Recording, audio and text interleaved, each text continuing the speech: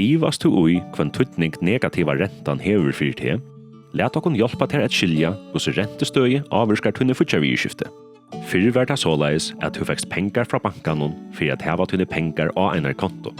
Henda mynden topprøyt, og i løtene hava bankar utreisler av at kundar setta pengar inn. Det hever visser at Bank Nordic nu avsetter negativa rento. Men hvordan avvirskar hetta halt uttøysliga te og tunne futjarvirskifte? Lat okon teka nokkur døme. Du eldre enn 28 år, først du framgiver at kunne hava oppi 500 000 kroner i bankanon utan å gjelda negativa rento. Heromframt kanst du eisne hava tver kontor til dine daglige virskifte her du ikke skal gjelda negativa rento. Til dømes eina lønarkonto og eina futjarkonto. Du kanst så statt byta dine pengar av trutjar imiskar kontor.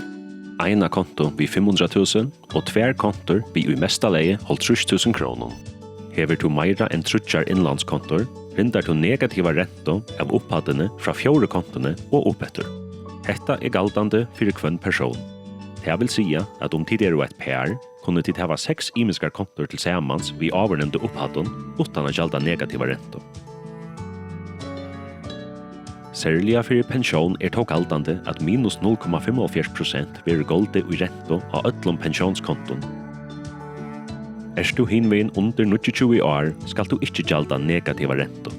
Hetta utan mun til hvordan nekvar pengar du hever standande og hverja kontor tar bytter av. Ivast du ui hvordan tar negativa rentornar for at avvirska tunne virskifte i bankanon, du velkommen at tåsa vi okkon.